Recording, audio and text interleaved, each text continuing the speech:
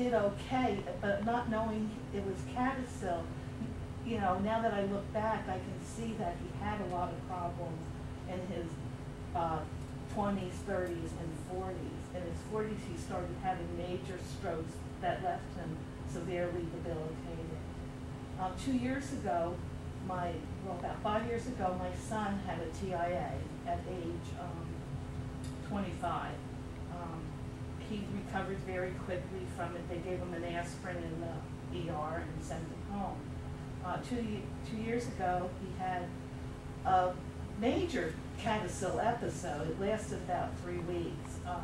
He had the aphasia, which is really scary for anyone to watch. I don't know, a lot of people might have seen the news reporter that when she was talking on the Emmys, and then she just started talking gibberish and was very confused.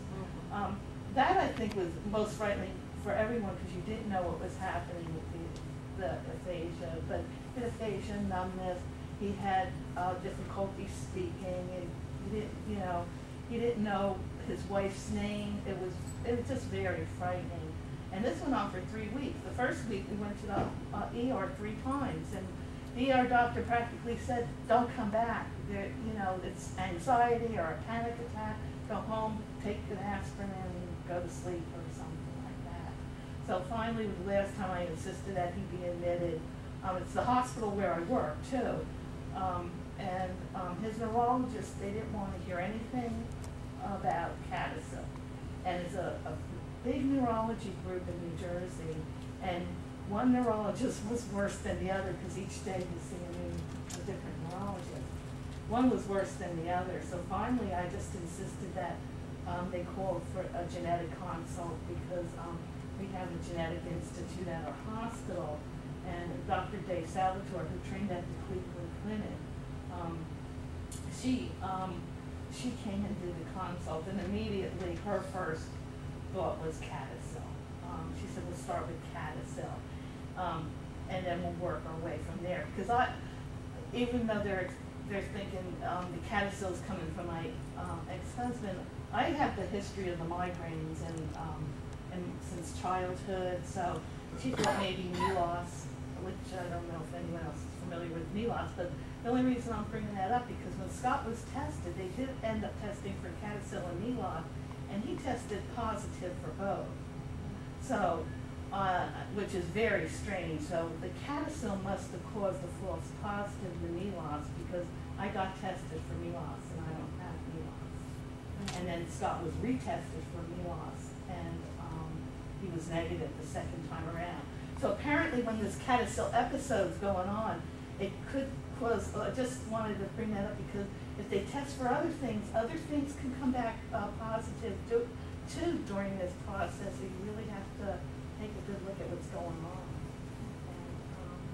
And my son doesn't, he doesn't want to get involved with, support groups or anything. So that's why I'm here. He does see Dr. Salway at Butler Hospital in Rhode Island annually for like a checkup type of thing. I'm not privy to his information anymore because I told the whole world about CADASIL. So I'm on the shit list. Persona non grata. Rosemary? Your turn. Well, I've been having problems, in accomplishing things, and I used to accomplish a lot. And of course, my husband doesn't understand it. He said, "You used to do this, you used to do that. How come you can't do anything right now?" And it's very frustrating, and I never sleep. And I wanted to find some kind of a reason why I do this. And I have 2 boys, and my oldest boy now, he has constant headaches, terrible migraine headaches, so I just wanted to come here and hopefully they'll find a cure for it. Especially the big thing is, my boys.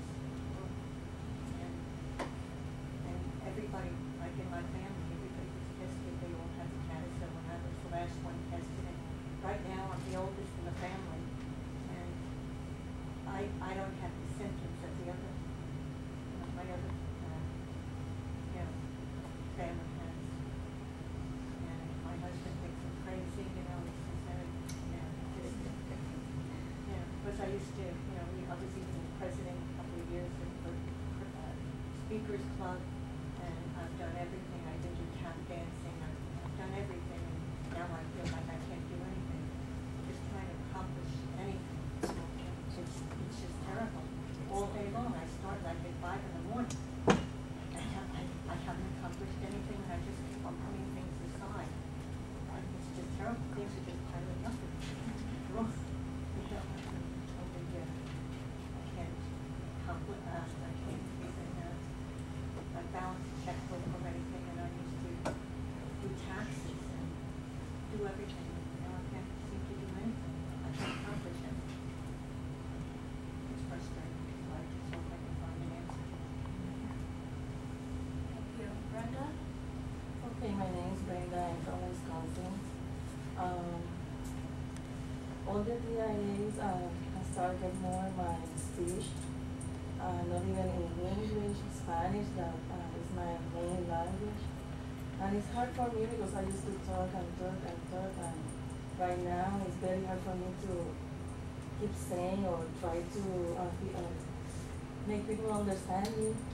I was diagnosed almost 2 years ago. My older son, he was the first diagnosed with CADASIL. He was in the service and in VA, they found out. My daughter, she's 15 and she has CADASIL. She has the symptoms already. I used to have symptoms since I was 13. And for me, it's very devastating, not only for me. I just think about my kids, you know, and they don't want to have kids. You know, because they are so afraid that bring a baby with problems and there's no cure or something. And I wish to have grandchilds and, you know, healthy kids, you know. Where do you go to your doctor? My doctor is Michael Mitchell. He's from St. Mary Hospital in Milwaukee. How old are your kids again? My older son is 29 and my daughter is 15. They were both diagnosed? Yes. And I'm waiting for the result for the other one, he's 21. Where are you from originally? Puerto Rico.